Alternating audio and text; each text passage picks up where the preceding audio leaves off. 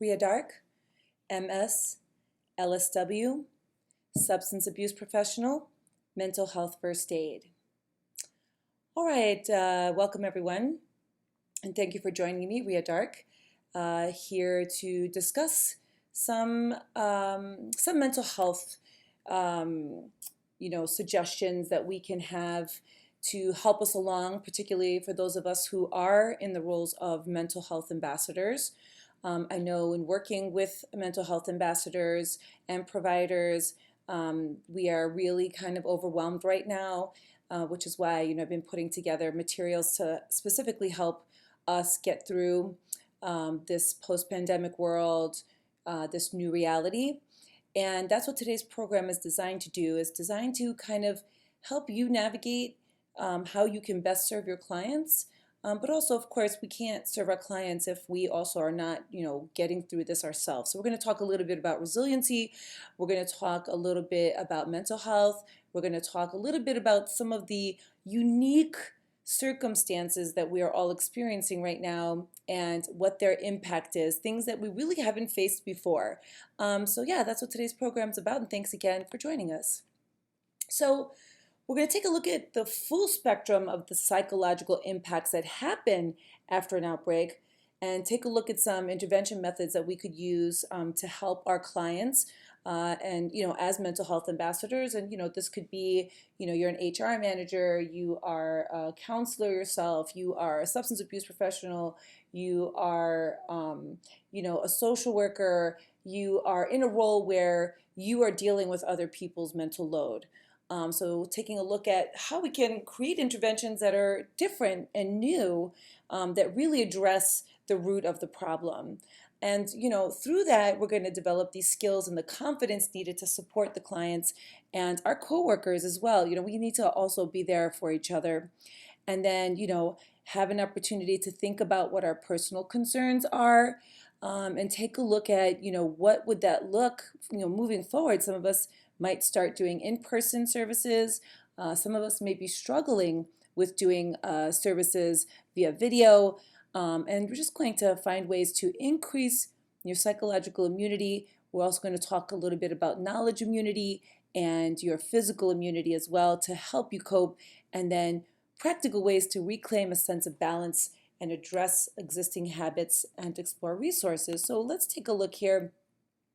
We look at a sudden outbreak. It triggers a particular response, and what happens is we react, we're angry, we don't trust what's going on, there's a lot of conflict, we break down because we feel like we're out of control, and a lot of us are immobilized, or we have reactions that are kind of irrational.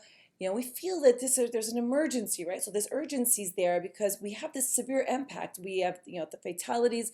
Now as we're looking at things in the next phase, this new reality, we're looking at people who have suffered lots of losses, not just the loss of those maybe loved ones, but the losses of dreams, the losses of opportunities, the losses of work, the losses of finances and safety and security. And so all of these things are leading to some of these emotions that you see here. People are feeling weak and helpless and angry. Some of people are just collapsing, they're just so overwhelmed. And so, this is a very complex situation. There's all this information overload. One day you'll hear this, the other day you'll hear something else. So this requires a high level of professional need. We need to really be there, and we really need to kind of arm ourselves with the ability to be able to be useful. The things that we've done before and how we've done business before certainly will be helpful, but we need to kind of take that to the next level. So it's going to be difficult. We have to take a look at the multiple aspects and dimensions that need to be taken care of here. And then, now you have to do this in a world of uncertainty. You don't know exactly what you need to do. There's no playbook for that. There was no class that you took for this type of situation. So there's, a lot of uncertain factors, a lot of unclear direction. We're all kind of just, trying to get through this together. So it's really difficult for us to be able to know exactly what works and what doesn't work. But, I've been working on, developing these materials and working very heavily on providing this facet where we can understand this a little bit better and be able to provide, fine tune our services to really be able to have an impact on those that we're working with. And, these things, again, are even now as we see, I'm speaking to you here today on June 4th. And, today we have other outbreaks that are triggering a stress response. And, we've been through this before with, the terrorist attacks of 9/11, which were also universal. We saw multiple attacks going on and people lost their sense of security. So, these things are happening. And right now we have a lot of things colliding all at once. In this moment, we had the impact of the pathogen itself. We had the impact, to the economies.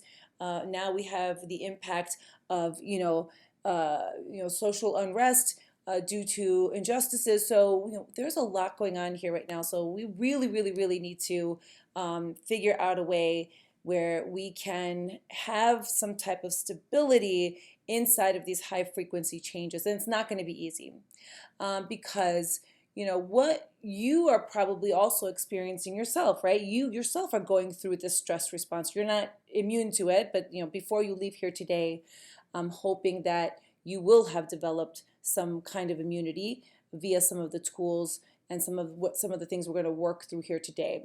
So in general, when people are experiencing the stress response during the outbreak that we just saw in the previous chart here, work performance decreases. This could be their work performance at work, right? This could be their work performance as parents even, right? So for relationships suffer, and you also are probably experiencing this as well. And if you're not, that's great. Some of us have been through trauma recently, like myself. I lost my husband, my partner, a year ago, almost a year ago now. And I thought that I wasn't able to get through it. So it was something that I went through, and I most recently got through it. And so I was a little bit more kind of prepared with resiliency and grit. And we're going to talk a little bit about that as well. And we're going to help you kind of do some of those recalls for your clients as well. So we see relationships suffer for, again, for yourself, for the people that you serve, for your coworkers. We're all experiencing this universally. And so as we kind of maybe reach for ways to deal with these pressures, a lot of the times that might be negative coping mechanisms. We've seen an increase in alcohol consumption by 60%. People are a little bit more sedentary. Not having the ability to socialize, a lot of loneliness. We know that humans are designed to have face-to-face interactions. They're designed to move, and things that being quarantined and having all these restrictions is exactly the opposite of what we are designed to do. And so we might eat too much, or emotional eating. Maybe playing too many video games and watching endless news cycles and just Netflix. Binging endlessly, or stream, any stream service really, maybe, using drugs and alcohol, maybe, compulsive shopping, pornography, gambling. So our life becomes imbalanced. And when all this happens and we are still kind of stuck in this cycle of stress, the cortisol, maybe we start to lose sleep, or we're sleeping erratically. We have these physical symptoms that begin to appear, in addition to our insomnias, but our immune system is impacted by that.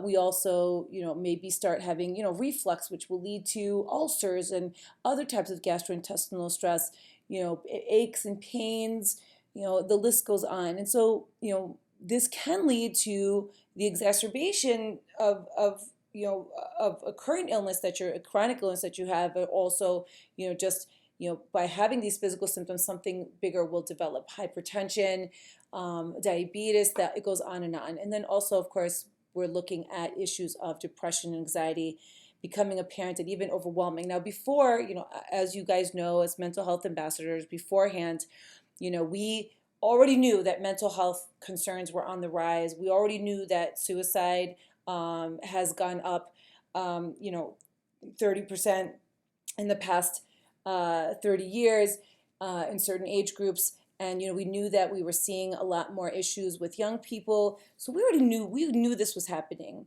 The good news is that now that we are in this new reality, now that people are suffering and people are turning to their mental health providers for help. So something good is coming out of this in terms of these things are becoming glaringly a big glaring issue.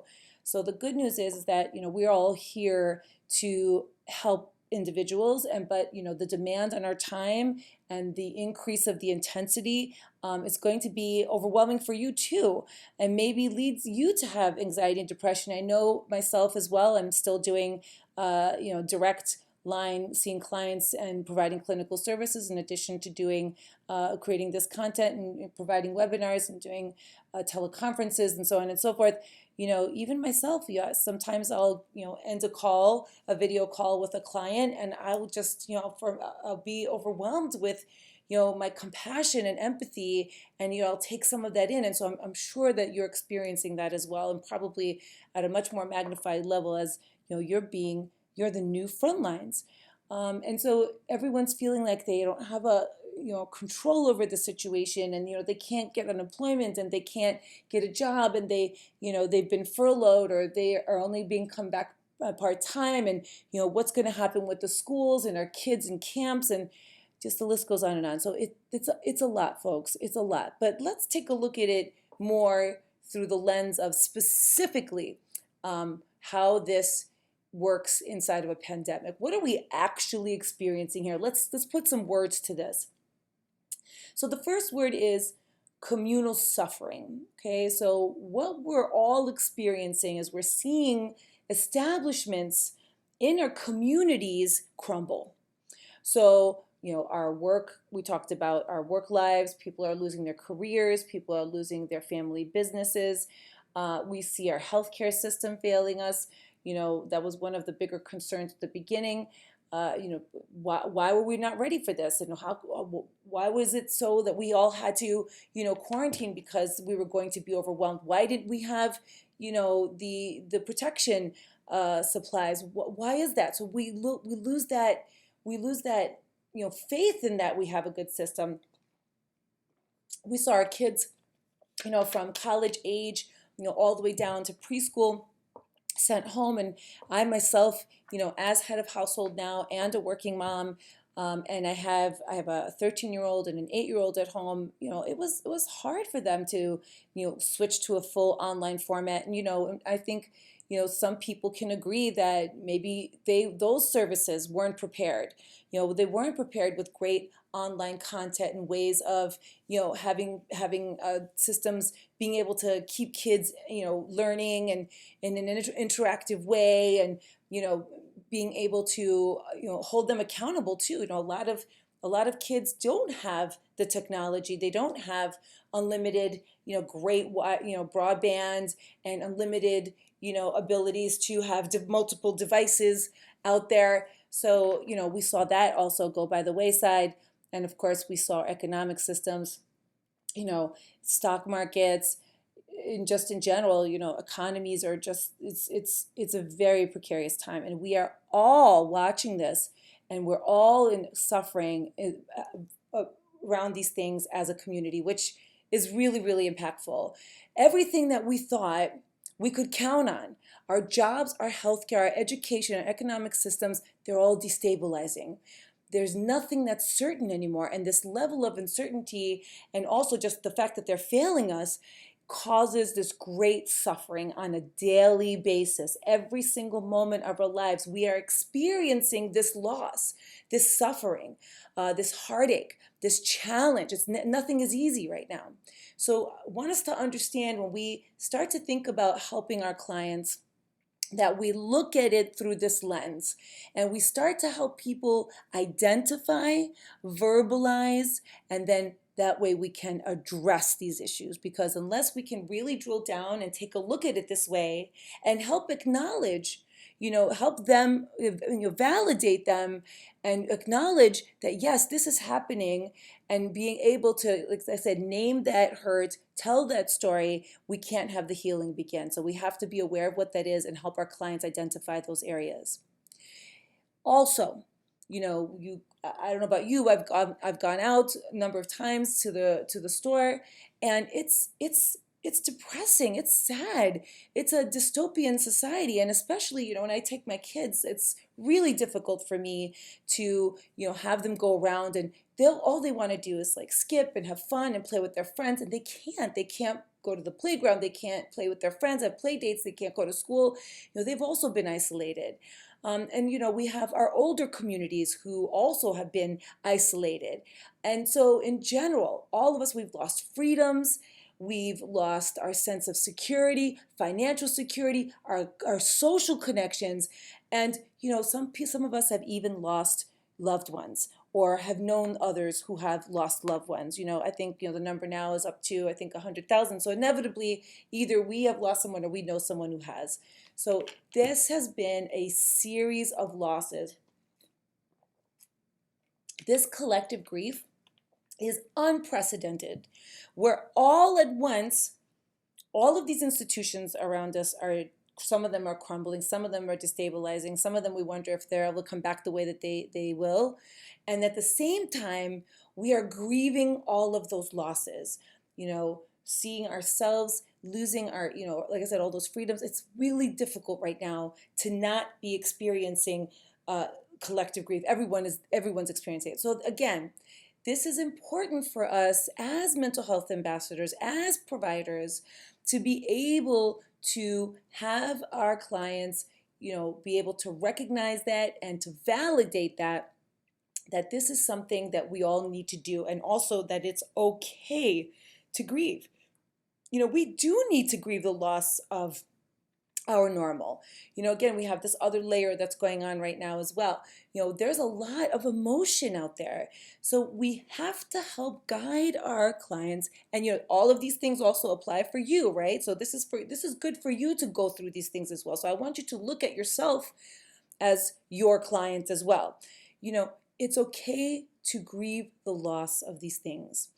But we do need to, and we'll talk about this later in the program, once we've identified and we've allowed ourselves to grieve those losses, then we need to move forward, and we need to be forward thinking and talk about resiliency and talk about optimism. But again, we'll talk about that later. But first, we need to help ourselves and our clients identify these things.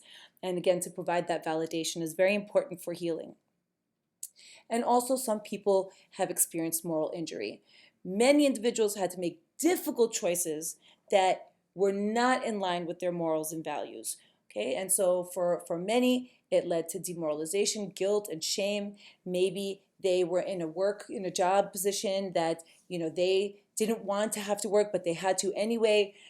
Maybe some doctors had to make tough choices. A lot of people did things, experienced things, conducted themselves in ways that perhaps they wish they didn't have to do it that way, but they did. So there's also that. So maybe help people identify, because that's something, the moral injury is something that's probably harder to identify unless we really try to have people, kind of flesh this part out. So we really want to see if there's some shame and there's some guilt, because we know that those things will not allow people to move forward. And they'll be carrying this around, that they'll not be able to grow past this. And we want people to grow past this. And again, ourselves. And maybe you as a counselor, a therapist, a social worker, HR provider, maybe you felt as if you were told you couldn't provide for your clients in person, and you knew that they needed you. That could be something that you're suffering from right now as well. And again, unless we can become aware of these things, we can't do anything about them. So that's a very important first step. And again, you can treat yourself as a client here as well. So maybe as you're going through this program, you think of yourself as your client, and then you take yourself as a case study, and you move forward in working with your clients in this way. Okay, so again, important to develop awareness so that we are empowered to move forward and make new choices to help us get to a point where we are functioning again, where we have optimism again, and we develop resiliency. So, it's all of these things, this collective grief, communal suffering, moral injury can lead to helplessness. We feel overwhelmed and we just can't do anything about it, right? So we become immobilized by it. We don't see a way out. We feel as if things are hopeless. This is very, very, very counterproductive, as you know. And so when we start to think this way, we start to have some of those brain changes and we start to look at things in a pessimistic way, that is problematic, obviously, because we feel as if, what's the point, right? What's the point of doing anything? So it's important for us to do the following to try to counteract the helplessness. Number one, we want to avoid clinging to the past. So this is something, again, this is a way that you can guide your clients towards getting better. So they might say, oh, but we used to be able to do this. And when, some of that is okay in terms of grieving, but eventually we need to be able to let that go. And we need to stop thinking about the past because it's going to continue contributing to the fact that we can't do anything moving forward. So we want to change the mentality from being a victim in our lives to becoming the designer of our lives, right? So it doesn't help to fantasize about the good old days. And, before this whole new reality that we're in set in, I'm sure you knew someone who would always say, oh, back in the day, the good old days. And what are some thoughts that we have about people who are like that? They're kind of stuck, right? They're stuck in that time period. They're not growing. They're not accepting the current life, right? So they can't accept the way things are right now. So they continue to live in those old days, and they say the good old days, things used to be great that day. Same thing applies here, right? We have to stop fantasizing about those good old days because we will never be able to accept the current situation and be able, not only that, but be able to see some of the good things that have come out of that. We're finally becoming aware of, systemic changes that need to happen. We finally are becoming aware that, we need to be realistic about pathogens. We finally are becoming aware of how intricate systems are.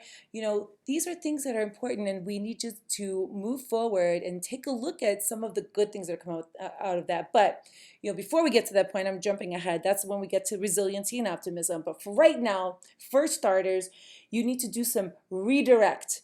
So when you start hearing some of that language, you want to kind of try to do that redirect where you say, well, those days are not going to come back. So let's talk about some things that we can do moving forward. So we really want to help our clients to not think about it, not fantasize about how great they were. Because honestly, what time period didn't have its problems, right? Because we always have selective amnesia.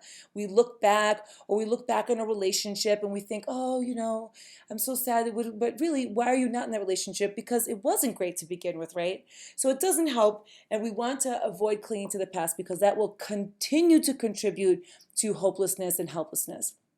So another thing too is we want to look at our clients not just as individuals. They're part of a system. They're part of a system at work. They're part of a system in their families. They're part of a system in their communities. So when people are clinging to the past and fantasizing about the good old days and so on and so forth, and they become actively disengaged, right? Actively disengaged employees, actively disengaged parents, actively disengaged community members, they also impact others. And now, not only are they in this negative, vicious cycle, they're taking other people with them. And that's not helping anyone. So as providers, we want to look at this as we need to help each other by helping our clients stop engaging in these types of behaviors, okay? This actively disengaged individual. We want to help them understand, too, the impact of those types of statements that have on their loved ones and on, their coworkers and co-lifers. We want to help them understand and give them a sense of responsibility and a sense of ownership and accountability as well. That's empowering when people do that.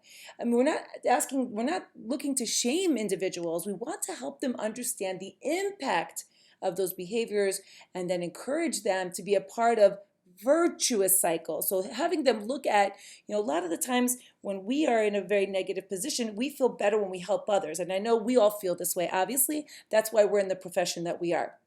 We feel good when we help others, right? I know that after, if no matter how tired I am, once I do one of these, webinars, seminars, conferences, whatever, I feel great in the end, because by the end, I know that I've done something to change those that I've come into contact with. I've done something to help someone else help another person, and again, creating that ripple effect, those virtuous cycles. So it's important for us to help our clients understand that they too can help others get there as well. Okay, so those are some things that we want to start with. That's our starting point. So first, we understand the impact of the pandemic. Now we understand the specific impacts that we talked about, communal suffering, collective grief, and moral injury. And now we want to take a look at, counteracting this helplessness to get us started. This is some of the language we need to be looking for.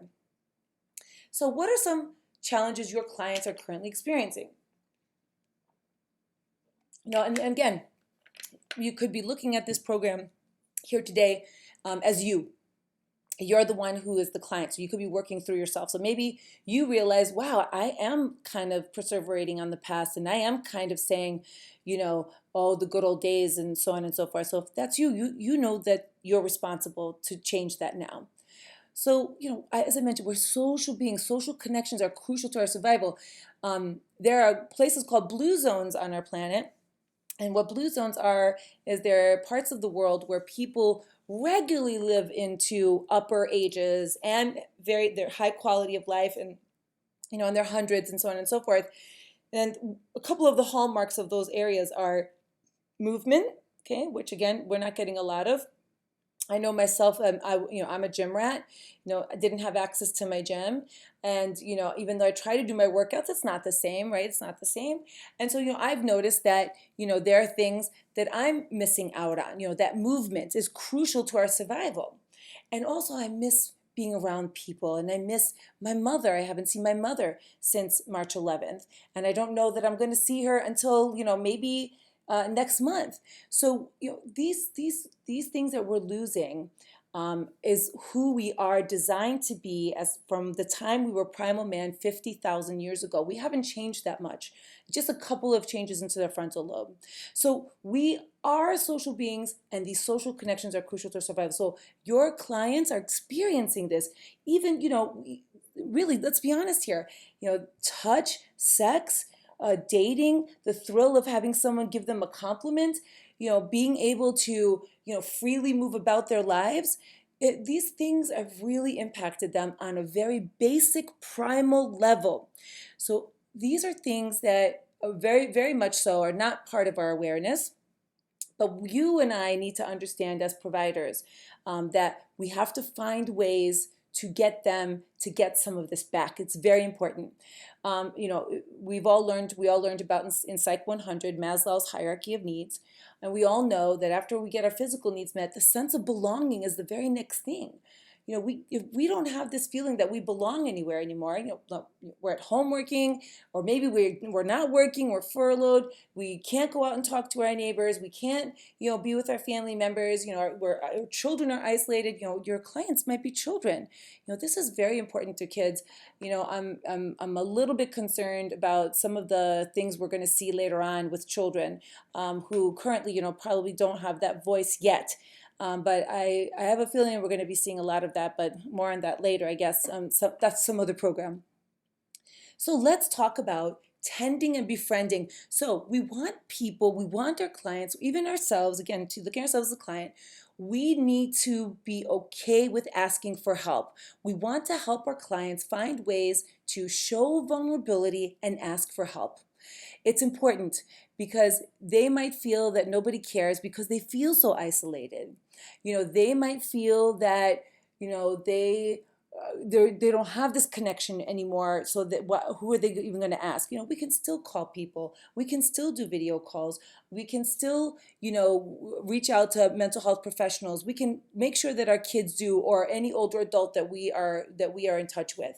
So we want to help them feel good about showing vulnerability and asking for help, but also helping them be there for others. This helps people feel confident. This helps people feel valuable. These things are very important. So both of those things are important. It's not just important for them to ask for help. We also want to encourage them to help others. It's therapeutic. It's rewarding. It's rejuvenating. A lot of times we feel like, oh, I don't have time to do that, right? But when you make the time to do that, it changes your life. It gives you meaning, it gives you value, it gives you drive. So these are two other areas that we want to be aware of. For those who are, especially those, we have clients who don't live with anyone, and have really been isolated, and maybe even retreated even further. Maybe they were already feeling lonely and isolated before, and it's even worse. We really need to make sure that we get this social aspect going. So we want to encourage them to show vulnerability, ask for help from friends and family and community members and professionals, but also to offer help to others. Again, that's very empowering. So, we want to think about some of the choices around, what our clients are going to be doing, right? So we want to be clear about the outcome that we want for them and the outcome that they want. So we want to start to think about, what is the outcome here? What do we want here? What do we want to get from here? Okay. We also need to understand and help them understand that they do have choices. They're not helpless. So we need to have them start exploring what those choices are. What do you want? What are some of the choices, right? And then, ask whose choice is it? Can I decide? Try to lead them through some of this discussion. What do I choose to do? What are you choosing right now? Help them become aware of some of the choices that they're making right now. Okay, what are some pros and cons of the choices that they're making, or the choice that they're thinking about making?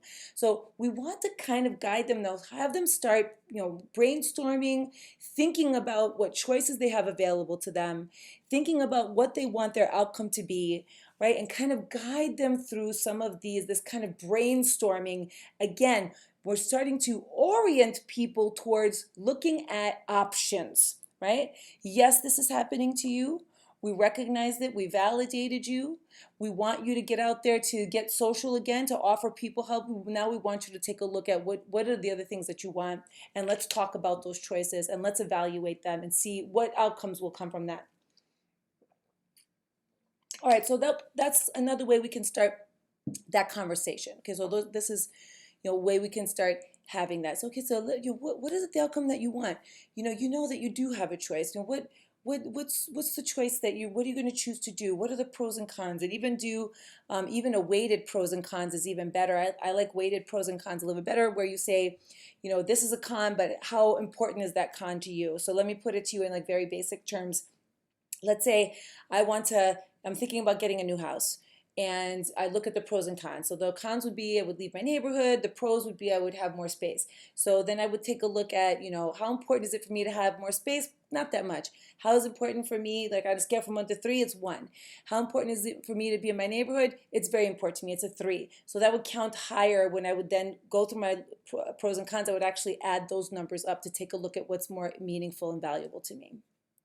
Okay, so let's talk about building your immunity system. So there's 3 different areas here: psychological immunity, physical immunity, and one that you may or may not have heard before, knowledge immunity. Now, when I first started doing these trainings, when I talked about knowledge immunity, when I first started doing sessions around the outbreak, at the very beginning, the messaging was this: get to know what's going on, pay attention to the news, find out, how to keep yourself safe. And now my advice is the exact opposite. Do not follow the news cycles 24/7 anymore. The developments are not that rapid anymore regarding the pathogen. We all know how to keep ourselves safe. This has been hammered into our heads endlessly 24/7 since March, March 11th maybe. So I need you guys to take a break. I want you to get off the news cycle for 24 hours and see how you feel. Watch that mental load that you're giving to these news cycles go away, and now you have more capacity to do other things. Also, social media has absolutely become very, very negative. Twitter is snarky, snarky, snarky. Facebook is hater, hater, hater. Everyone's become a social justice warrior. You're not going to convince anyone of your viewpoint. You're not going to change anyone's minds. You're not impacting society. That's the thing too, I think that people don't grasp. They think that they're making an impact in society. You're not. So if we allow ourselves to let those things go, then our space opens up around us and we have the ability to address other things like making sure we aren't doing negative coping mechanisms, and that we make sure that we start to walk and we do start to try to socialize, because that's good for our psychological and our physical immunity. And now more than ever, we're aware that we need to have this immunity if we want to survive, because just as humans are progressing, so are these pathogens.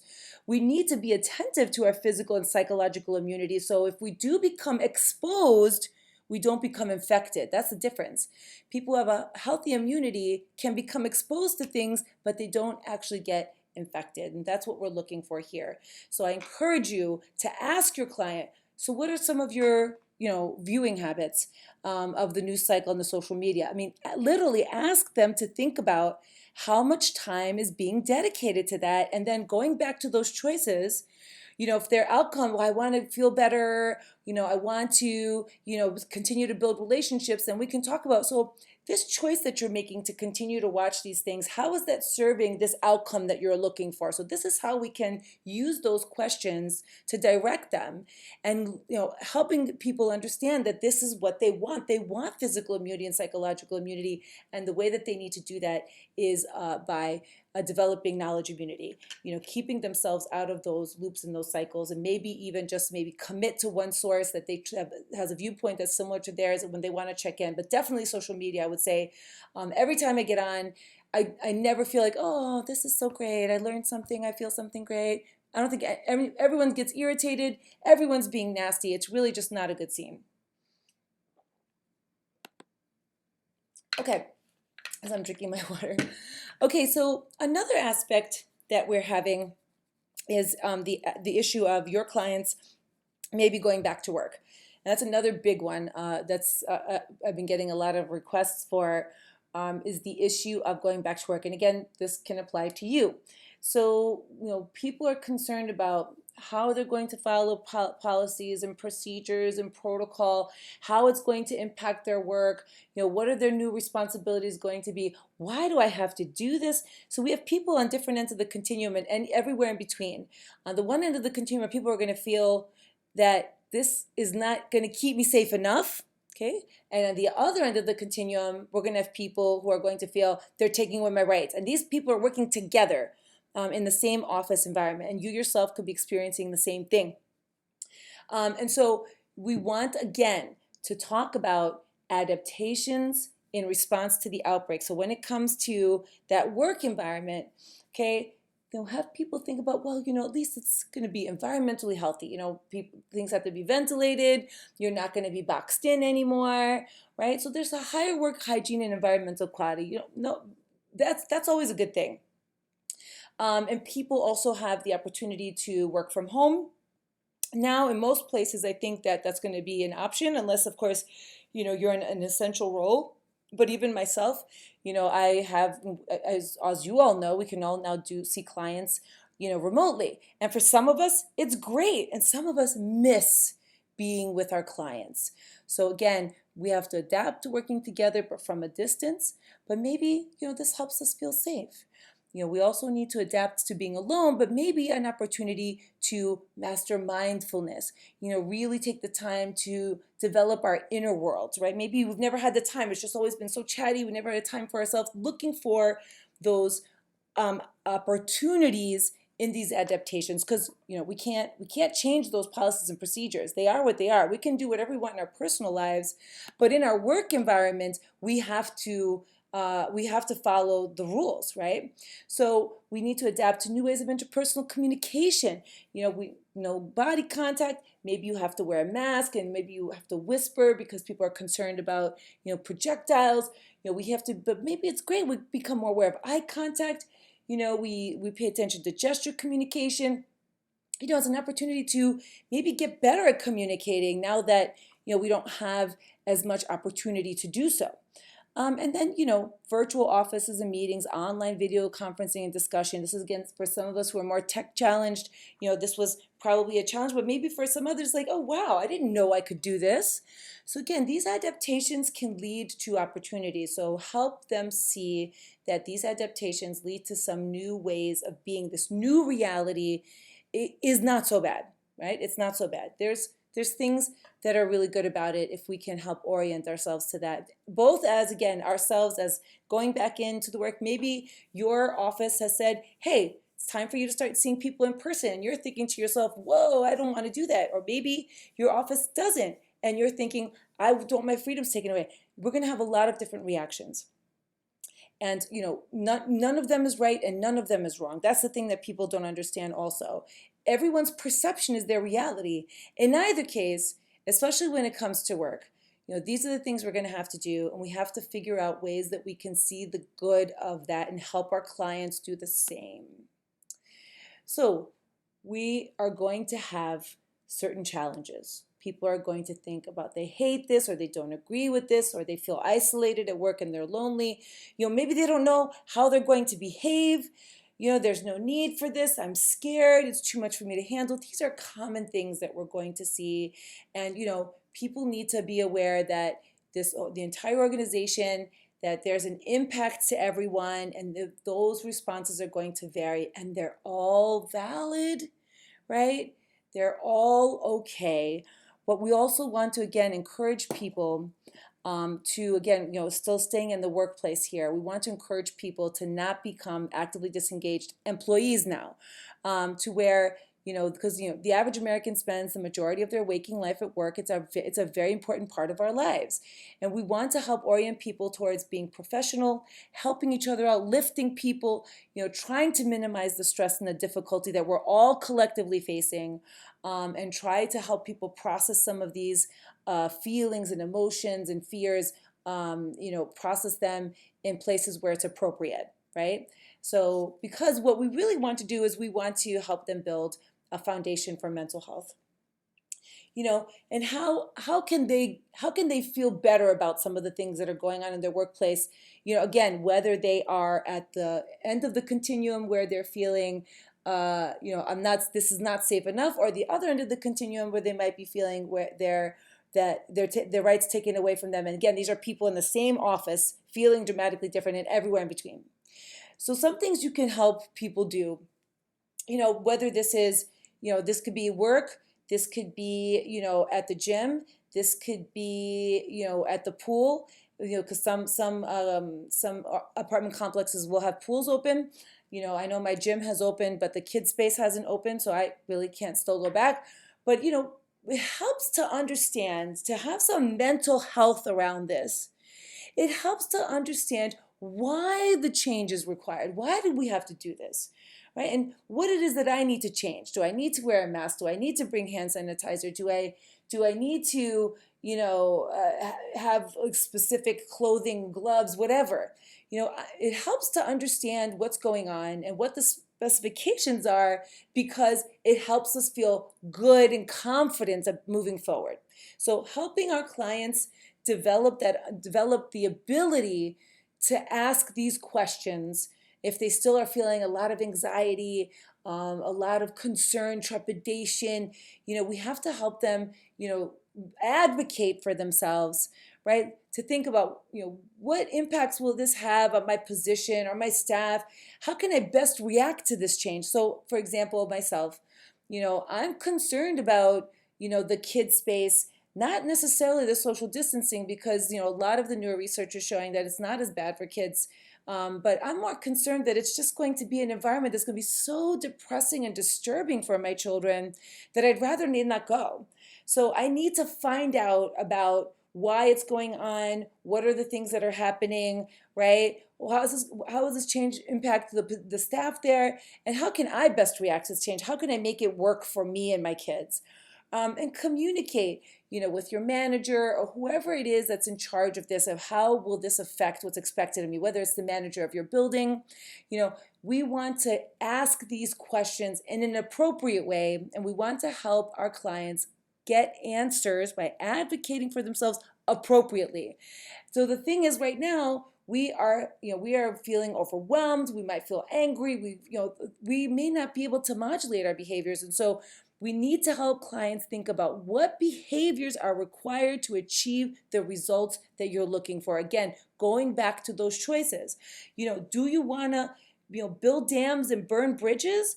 Or do you want to build those bridges, right? And break down those dams and create those conversations in an appropriate way. So we have to help them learn to, be able to get what they need without putting themselves in a position to where they say something they regret, or they act out, or they have a reaction, or they lose a friend, and this happens all the time.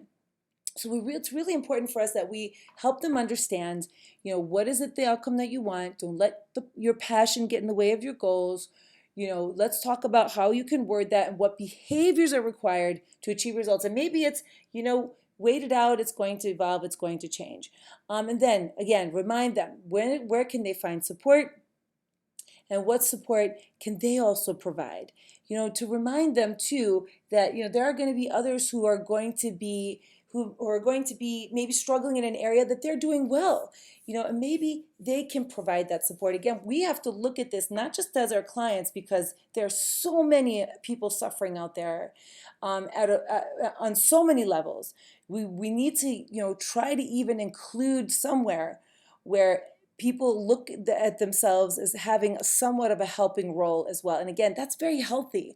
It's very empowering. It gives people confidence. It makes them feel useful, and they have meaning. It's very important. So we want to take a look at, not only, we talked about tend and befriend. This is the tend and befriend again.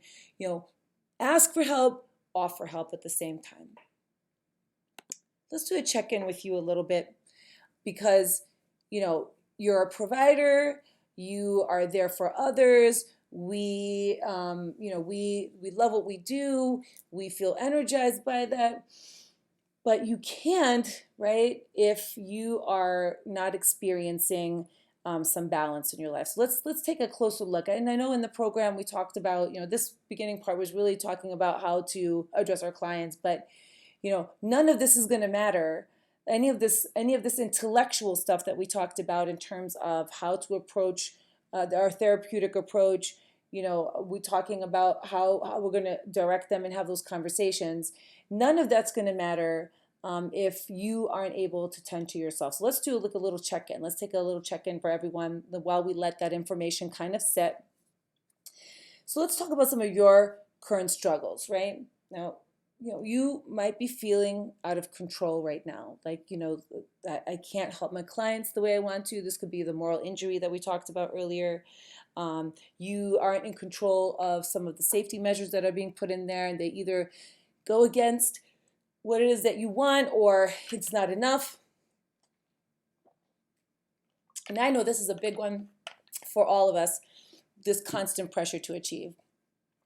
We want to be able to have the same amount of output that we had before. We want to be able to, be able to be a resource in a way that we've expected of ourselves in the past. You cannot, because you also are working with a lot of, a lot of restrictions, right? You're working in an environment where, offices aren't open, government isn't working the way that it should. People aren't responding in the same time. So if you're constantly giving yourself that pressure to achieve the way that we used to achieve in the old reality, it's going to make it really difficult for you to do anything at all. You're going to fall into helplessness as well. So understand that you cannot do the same job that you did before right now. You can do the best possible job that you can do, but it's not possible because you don't have access to all of the things that you had access to before. I think the time does not work the same as it used to. So I want us all to think about that and give ourselves a break. I know that was experiencing a very high level at some point in time, and I was like, oh, okay, I got to get this content down. I got to put this together. I have to make sure that, and I was spending nights up until 4 a.m. It's actually 1 a.m. right now that I'm doing this because I, did my whole day, worked at my home office, saw clients, worked on things, answered emails while I'm raising 2 kids and doing stuff with them and making them lunch and, playing Monopoly. And then, so when am I going to do this other stuff? I do it afterwards. But I am committed to going to sleep after I'm done with this one. But the point that I'm trying to make is other nights I would stay up until 4 a.m. and I was starting to do this repeatedly and I was losing out on sleep. And of course, we all know what it's like when we don't get enough sleep. It just doesn't work. And so this then can lead to things like difficulty concentrating. And if we don't get our rest, if we don't get our sleep, if we don't let ourselves be silly and relax and have a good time and just enjoy the process and so on and so forth, we're going to get caught up into feeling depressed, helpless, and anxious. But also know that it's okay.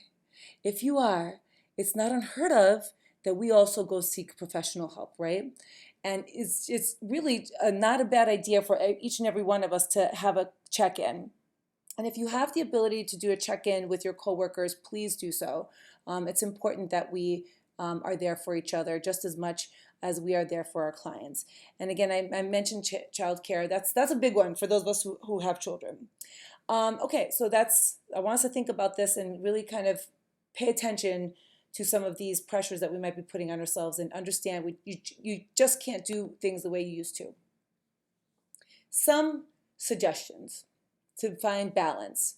Okay, let's talk about priorities, responsibilities, and objectives. Okay, I'm not going to delve into this too much because really the focus of this program is on how we're going to be providers for others. But, I want you to think about what's important to you right now. And, spending this, I realized that I had lost my sense of humor after my first trauma, and it was something that I rediscovered. And I said, it's a priority to me to see my little girl skip down the street, and this can wait another day or two. And I know it's different when we're dealing with clients who are in a crisis, so we want to prioritize those people who are in a crisis, and those responsibilities that are deadlines. And then let some of the other stuff go. And there's going to be another diagram I'm going to show you here later where it'll be easy for you to just kind of put those in there. Get rid of the things you don't need to be doing. Number one, media, especially social media. Get those out of the way. Plan and schedule the use of your time, right? Make sure we're still using those calendars and still, especially now that we're working from home, or actually I should say at home trying to work, we don't want to have a 24-hour day where we're in front of our laptops trying to get stuff done. It's so tempting, believe me, but we do need to put it aside because the emails will not all be answered, the chores will never be all done, but these moments that we have and this opportunity that we have, we need to enjoy it, right, as much as we can, and take a look. It's like, I never would have had these 3 months 24/7 with my kids. So I want to take a look at it as an opportunity. Peak time, my peak time, I have 2 of them. I have one big run from 9 to noon in the morning, and then I do have one more after the kids go to bed from 9 to 12. I'm a little bit past my bedtime, but that's another time for me where it's quiet, no one's around, and then I get to bed. And then I'm up by 7. So I try to sleep 7:30. So I try to sleep 7 to 8 hours a night, 80% of the time. So delegate as much as possible. The kids can make sandwiches.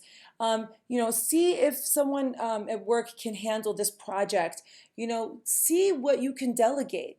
And then include room for the unexpected. People are going to disappear from their offices. You might be trying to get something set up and you can't get a hold of anyone, especially in this new reality. include room for the unexpected. I need to get a replacement social security card for my daughter because I want to get a passport because I want to take my children to see my dad overseas now that I can work remotely. And the Social Security Administration is closed, and if I want to get one, I have to mail my actual driver's license. So these things are part of the normal. We have to just kind of embrace it and laugh at it. And, get rid of those distractions, set those goals, and remember, learn the art of saying no. It's totally okay to, have things that you say, you know what, I'm not going to take this on right now, and it's okay.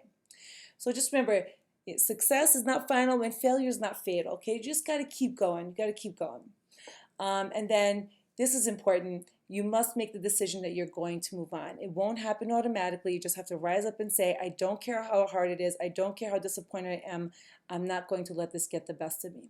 All right. Let's go back to our clients. I just want to do a little check-in with you guys. Let's go back to our clients and talk about how can we help them build resiliency. Number one way to do that is to have them master the art of yet. So when they say, I'm not doing a really great job of managing the kids' time yet. I really am struggling with, how I'm going to connect with my friends again yet. I'm unable to connect with friends yet. Put that yet in there. Two things happen. When we look at it, we say yet, it becomes a behavior. It's no longer a personal characteristic of ours. That's so very important. Okay, so have your clients start to practice putting that in their daily language. It's a very easy way to stay, easily applicable. Yet, have them practice saying those statements over and over again with the word yet. Again, you yourself can do it. What's their silver lining? As I mentioned to you, I said to myself, wait a minute, if I can work remotely, why do I have to do it in my house, right? I can work remotely anywhere. So that's my silver lining. Have your clients find out what is something good that came from this. Maybe they realize, I love my kids, or, I didn't really value my relationships as much. I didn't realize how much I love my mom. All these things, right? How much I appreciate the teachers. Help them find their silver lining, okay? And then help them embrace that vulnerability, that it's okay to take risks. Have them find opportunities. What are some opportunities for growth that you have right now? Maybe you realize that you haven't cultivated relationships. Great. Let's try to get that. Let's try to work on that. Have them think about their inner world as a construction zone. Time to slow down, think about and work on it. Look at those choices. And then, the reality of the pandemic, it's real. On whatever level you want to look at it, it's real. And then, as I mentioned, those media news cycle holidays, it might even be something that you want to help them put into their calendar. Like, today, I'm not going to do that. It's so very powerful. It's so small, but it's so very powerful.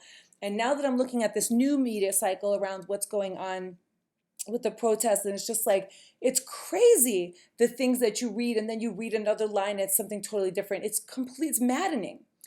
Okay, another way that we can help our clients to be able to continue their mental health in this new reality is to have them look at their past experiences and say, what changes have you been through before? So I gave you my example, that I went through the loss of my husband, my partner, my co-parent.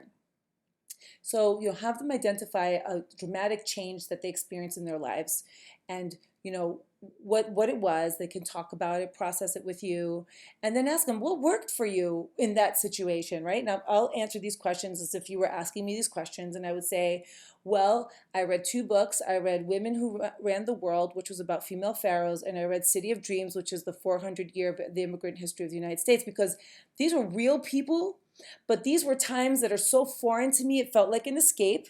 So I was learning about history, but I was learning about people going through some really hard stuff, like really hard things. And it helped me feel inspired that humanity can go through all these incredibly challenging times throughout history, and they managed. And that was an inspiration to me. So that helped me. Okay, what backfired? Being angry. Right? I held on to a lot of anger. I felt that it was unfair. I felt betrayed by the world, right? And that didn't serve me at all. So in this new reality that we're experiencing now, I never got angry at it. Of course, I felt sad for my kids and my mom, but I never really got angry about it per se. And so role models, as I mentioned to you, I looked at the female pharaohs and these immigrants, I looked at them as role models. So that also was part of that reading. And then what motivates you to survive and thrive in times of change? And mine is helping others and being there for my kids so they can have them go through this, because this is what lets them know what worked, what didn't work, that they've done this before. They get the confidence back, and then also they can identify role models that maybe they can even reach out to, right? And the role models don't have to be real people. It could be celebrities. Maybe they could read their biographies or what have you. I heard that Debbie Harry from Blondie, she recently wrote an autobiography and it was good, but I haven't read it yet. So anyways, the role models, they can read books that people have written about them or that they've written about themselves, and those are things, and have them find out that motivates you to survive and thrive. That's their why. Have them find out what their why is. Some other things to consider for optimal resiliency. Again, this is a time they can become innovators, right? But have them hold themselves accountable. We talked about that earlier. Not staying in the past, not saying things that were so great and so on and so forth. Not to be the actively disengaged parent, sibling, worker, coworker, co-lifer, right? And have them develop and continue to cultivate that confidence by looking at those past experiences. And then remember, we talked about confidence happens too when you help other people. And then, have them focus on staying motivated, whether it's they look at their whys every day, maybe they do a vision board, maybe they just put pictures up, maybe they put a mantra in the morning that they read out. I'm good enough, I'm smart enough, and gosh darn it, people like me. That's from Stuart Smalley Vintage SNL. Another thing that's important is have them to still work on creative pursuits. Me and the kids have been building model cars. They're hard, but once we're done with them, they're great. It feels really great. We garden, we raise butterflies. So these are things that are very important for people to do in the 3D world. A lot of people are stuck in front of a screen right now, and you know how unhealthy it is. We all know as providers that the supernormal stimuli is just not good for the brain, and people need to have face-to-face, they need to have movement. So again, what drives you? What are your needs? Are some questions that you can also ask. So, Helen Keller, this quote, what I like about this quote is that we know that this door of happiness has closed. Okay, it's closed. We admit it. We're grieving it, but something else has opened. And if we cannot get our clients to look for that, they're not going to find it. So that's part of our job. We need to help them find what is the door that's opening in front of them. In front of them, but they don't see it because they're not looking for it, because they're too busy looking behind them. So this is a great way for you, and this is a great one that you can share with them as well, to help them visualize that thing that if you're looking back, you can't see what's opening up in front of you. It's very powerful, and it's good for them to have that imagery. Some other things about pandemics and their roadblocks. Circumstances are going to change day to day. They need to be prepared for this. So now we're going to be proactive. We need to help them to understand that proactively, one day they're going to say this and tomorrow they're going to say something different. And that's normal. That's the new reality right now. And that they have to continue to perform despite external events. So they need to be prepared for that and not be surprised. Because it's when we're surprised that we get angry, right? If we have a friend that's always late and we're surprised every single time that they're late, we're going to get mad. But if we have a friend who's always late and we're like, it's okay, I don't care, and we expect them to be late, we don't get upset by that. So have them expect, not be surprised if something happens. And remember to be strategic, right? And maybe even anticipate some problems. What are some things you can anticipate that might happen at the next birthday party or at the next, situation? And a really great example is funerals. And not as in terms of great, but as an example of being prepared. So, have people acknowledge that this is a pandemic, that's very emotional, and maybe, if they can't attend, maybe they can attend, through a live stream. I know a lot of people have been doing streams of funerals, of weddings, but also, after the pandemic is over, you could always plan something later of those celebrations of life. I'd like to think about a universe where, we're going to have, this like all these celebrations of life afterwards, that's something that we can take a look at and have something hopeful for, because a lot of people feel, I didn't give them a chance to have a proper burial. They were cremated, no one ever got to say goodbye. Have them think about that, so instead of saying, oh, we never got to say goodbye to grandma, we never got to do this, and say, okay, I hear you, I validate you, you have my compassion. Let's talk about what is maybe a celebration of life you can do for grandma after all the restrictions are lifted, and have them focus on that. That's a great thing that you can do to help them. So, and understanding funerals are important because it helps people accept the reality. They can recall memories of that individual. That again, that's healing by doing that. Telling your story, naming your hurt. There's a great book by Desmond Tutu called Forgiveness that talks all about that part. So it helps people get support. They can express their emotions and have some of that healing. There's no such thing as really as closure, by the way, but that's a whole other topic. But really, it's just expressing does help some of that healing happen, and then you get meaning, right? And then that kind of transcending, the current reality and just kind of being in this kind of special space with those individuals that collectively love this one person. So some tips again. Right? We want to manage by focusing outward, right? So take a look at what the problems that we can solve. So helping your clients find out what those problems are, be proactive, talk about choices, what their impacts are going to be, and so on and so forth. Focusing inward, we talked about, taking a look inwardly, taking a look at things that we've done before, and how well we did them. Right? And then, that it gives us self-esteem, self-confidence, that positive self-confidence. How have you overcome before? Reminding them of that. Optimism, that silver lining that we talked about earlier, is so important for people to have. My high school basketball coach always said, 2 men looked out of the same jail's bars. One saw mud, the other saw stars. And serendipity, we can find the good things that have happened, the accidental discovery of something pleasant, valuable, or useful, right? Whether it's, I just saw a toad in my yard the other day, and I'm just thinking to myself, this toad made it here because maybe he didn't get crushed on the highway or what have you. So, looking for those little things. I know that sounds so small and insignificant, but I was so happy to see the toad in my yard.